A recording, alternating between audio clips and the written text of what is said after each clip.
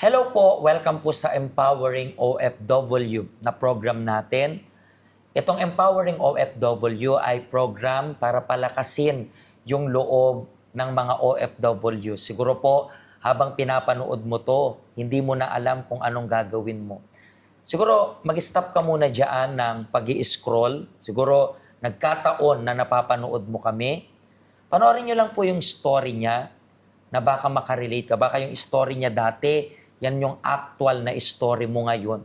At kung paano siya naging matagumpay sa lahat ng mga challenges niya abroad, kaya nyo rin pong maging matagumpay. So, few minutes lang naman, panoorin nyo po yung kanyang real life story. Ano pong pangalan pala ninyo? Ako po, Pastor, si Belma. Si Belma. Yes po. Okay, so gano'n na rin po kayo katagal na nag-work abroad?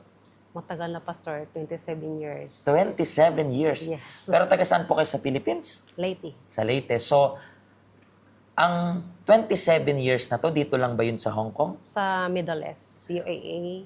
And So, ang una mong na-abroadan is UAE. UAE, Middle Ilang years ka rin po doon? 2 years and a half lang. 2 years and a half. And And then afterwards, Taiwan, Taiwan. 6 years, but dalawang beses ako nagpunta. Kasi dati 3 years muna. And then hindi na pwede daw So, twice bumalik. ka nun, 6 years yun. And Yes. then, Dito na po. dito na, okay. And nung una kang nagpunta, anong pinaka-reason mo? Bakit? Kasi syempre, hindi rin naman talaga madali na lumabas ng sarili nating bansa. Di ba? Yes Ang hirap po. rin makapag-adjust sa bagong kultura, di ba? Bagong taste ng pagkain, di ba? Anong nagbigay sa iyo ng, sabi natin, lakas ng loob para, okay, this time, mag-work ako abroad? Anong reason? That time kasi, tiyahin ko at pinsan ko, sila mag-ina, ay abroad sila. So, parang gumaya ba ako ba? Mhm. Oo, sabi ko, ang sarap pala mag-abroad kasi nakikita ko nga sila, gano'n yung nila, yung pangsuot nila, yung parang, at saka nakita ko may pera, gano'n. So, iyan So, talaga. sabi, oo, may trabaho ako sa Pilipinas, Anong pero trabaho mo sa Philippines? sales lady, school supply. Yung Pero parang national. nung umalis ka, kasi ang tagal mo na sa abroad, ilang taong ka pa lang that time? 20, mahigit, 27 yata. Mga ganun pa lang. Pero that time, may asawa na po kayo that time or wala pa? Pastor, dalaga pa po ako hanggang ngayon. Until now.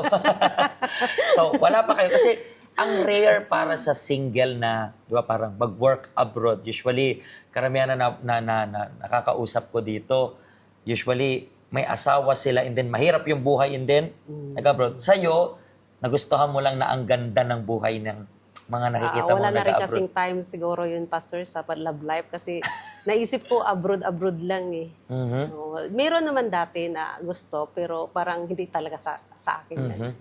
And una mong abroad is UAE, di ba? Yes, Kamusta naman oo. experience doon? Napakabait ng amo ko doon, Pastor.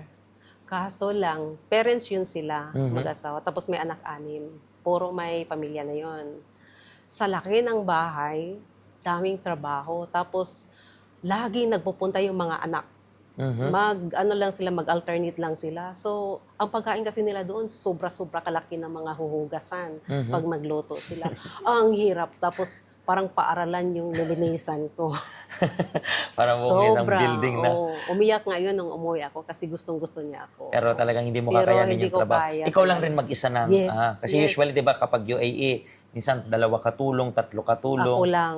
So, ikaw lang parang linis, luto, alaga, lahat-lahat. No? Lahat. So, lahat. hindi mo rin kinaya. So, ang pagbalik mo ba ng Pilipinas, diretso ka na rin agad abroad or nag-stay ka muna rin doon? Umuwi muna ako and then apply agad ng Taiwan. Kasi, Bakit Taiwan yung next na naging option mo? kasi doon din yung pinsan ko. Yung galing din na sa... Yung pinsan kong ginaya ko siyang nag-abroad. So, nag-Taiwan kami pareho. So, ang pagdating ko doon, akala ko, kasi ang aking apply is matanda talaga lagi ang ko trabaho. Tulad dati, 2 silang matanda mag-asawa. So, matanda din ang gusto ko. So, matanda nga, pero pagdating ko doon, hindi naman matanda ang trabaho ko. Trabaho ko ay parang IKEA din. Kalaki ang lilinisan Laki ko. rin. Kasi may business, mayaman yung amo ko doon. Pero tumagal ka dyan ng ilang years? Napatapos ko po. Isang contract lang? 3 years. 3 years? 3 years ang contract doon? 3 years, pero hindi na pwedeng bumalik kung gusto mo kasi one time lang talaga. And then, aprubahan na rin ulit na pwede nang mag 6 years. So, bumalik ako. Kaya pala umuwi ka, tapos bumalik rin. Pero nung umuwi ka from Taiwan that time, nag-stay ka pa sa Philippines ng medyo matagal or hindi? Mabilisan lang rin? Hindi. Nag-apply agad ako din dito. And then, di ba, same pa rin yung employer, same pa rin naman ang pamamalakad. Bakit hindi ka na nag-renew for the third time that time? Hindi na pwede po. Hanggang dalawa lang talaga. So, paano naman pumasok sa isip mo yung tungkol sa Hong Kong? Naisip ko kasi dito, pwede talagang magtagal dito. Yun ang ano ko. Sa Nung inyong dumating ako thinking. dito, salamat sa Panginoon, ay ang bait din ng amo ko, parang family lang ako. Yan rin yung amo mo up until now. Hindi po, nakaapat din po Nakaapat ako. rin. So, marami ka na rin naging experience sa ilang years. Tagal mo na as abroad. Yes. Ano po yung hindi nyo malilimutan na naging experience nyo while working abroad? Hindi ko makalimutan yung nahirapan talaga ako sa pangalawa kong amo na yung 8 years ko nga Yan dito yan sa Hong Kong, no? yes po, yung 8 years ko nga amo ko, hindi natapos po yon. Kasi nilipat nila yung matanda nila, yung ama nila sa old homes, yung elderly homes. So may 3 pa akong months na bago matapos yung 8 years. So mabuti na lang sinusuportahan nila ako na pwede pa nila na ituloy yung visa until nga ako makahanap ng amo. Oo. Paano naging mahirap yun para sa'yo? Mahirap, Pastor, kasi that time, kasi Pastor, friend to friend, introduce yung amo. Tapos yung katulong na yun, magpunta ng Canada. Doon ako, kasi yung amo na yung gusto niya, nga mag-start ako doon. Ang kaso lang, na-reject yung katulong nila. Kasi yung katulong nila, sinusuportaan nila. So, na-reject. Bumalik sa kanila. 1 month na lang yung visa ko dyan. Oo, so, 1 month, hanap ako. Pero doon pa rin ako pina-stay sa kanila. Hanggang sa nakahanap ako ng amo. Pero yung mga interviews ko nga, habang nandoon ako sa kanila tumira, ginagabi ako na uwi, tapos ang layo pa sa kanila. Tapos may mga ahas pa doon pag umuwi ka. Kasi ano yun Discovery Bay. So talagang yan yung hindi mo malilimutang experience Yes. dito. Pero paano ka rin napunta po, nadala dito sa health center? Sa isa sa Evangelize nga, that time is yung Holywell. Na-event Na natin. event, yes. Pero may sakit ka that time, kaya na ano ka or wala naman? Wala naman po. Talagang gusto mo lang yung oil rent. Yes po. And ano rin po yung, sabi natin, pagpunta mo dito sa health center, kasi we can even say na ito ay tahanan ng mga OFWs.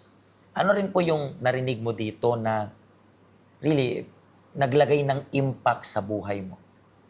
Ang ano ko dito ko natutunan ang hindi ko natutunan dati.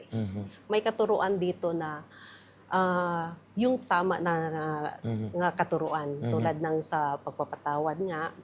And Kanino mo in-apply yung pagpapatawad na yun? mataray kasi ako, Pastor. So dito ko natutunan ang self-control. At saka yun, kinukontak ko yun sila at hanggang sa nag-okay kami. Okay. Yun ang natutunan ko dito sa mga turo Pero I ng believe salitang na Panginoon. nung inalis mo yung pagiging matara, yung nagpapatawad ka, paghingi mo rin ng sorry, I believe yan rin yung reason kaya parang ang gaan ng lahat. Yes po. Diba? Parang merong difference. And Napaka-peace po. yan yung reason kaya, di ba, yung program rin natin, pangalan, Empowering OFW, kasi may mga taong kulang ng lakas magpatawad. May mga tao naman, kulang ng lakas humingi ng tawad. Yes. May mga taong kulang ng lakas na kontrolin yung sarili nila. And then, yun yung reason kaya meron tayo na health center dito. And kayo po na nanonood sa amin right now, siguro, the same thing rin yung problem ninyo. Nahihirapan kayo magpatawad. Kulang kayo ng lakas na parang gusto nyo nang sumuko. Mga kaibigan, nandito po yung health center natin para sa mga OFW na bukas, everyday. Ang kailangan nyo lang pong gawin, pumunta. In the same way na natulungan siya, gusto rin kayong matulungan. Bilang OFW, kailangan nyo po ng dobleng lakas. Hindi lang, pwede ko nga sabihin na hindi sapat yung isang lakas lang. Dapat kapangyarihan. Ang kapangyarihan, dobleng lakas. Yun yung reason kaya meron tayong Empowering OFW everyday na session para sa inyo. Visit lang po kayo and Ikaw po, kailan po ang day off nyo po pala? Sorry? Sunday po. Pastor. Sunday. So, Yes, always may kita Sunday. kanila ng Sunday dito the whole day, di ba? Parang Yes ganon. po. If ever. So, Whole day ako dito. the whole day. So, the whole day siya nandito. So, if ever gusto nyo siyang makausap, malaman kung paano siya nagpatawa, nandito siya. Kasi mga totoong tao to, mga totoong nakaranas ng pinagdadaanan mo as of now. Maraming salamat po sa pag-share nyo ng testimony and hopefully, makita ko po kayo ulit next episode. God bless you po.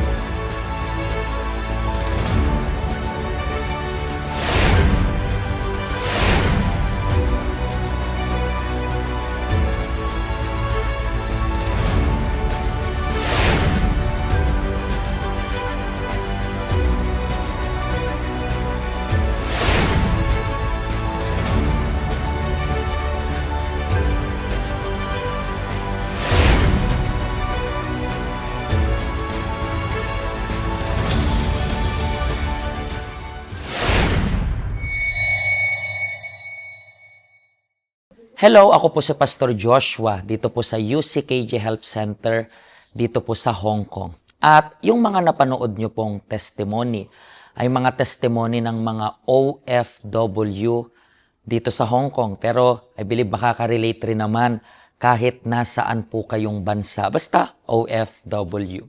Ang health center po natin ay walang pinipiling religion. Base na rin po sa name, Health Center. Kung kailangan nyo po ng karagdagang information, nandito lang po sa baba lahat ng information na kailangan ninyo. Kontakin nyo lang po kami at magiging masaya po kami na matulungan ka, ma-assist ka, nasaan man po kayong bansa. Pagpalain po kayo ng Diyos.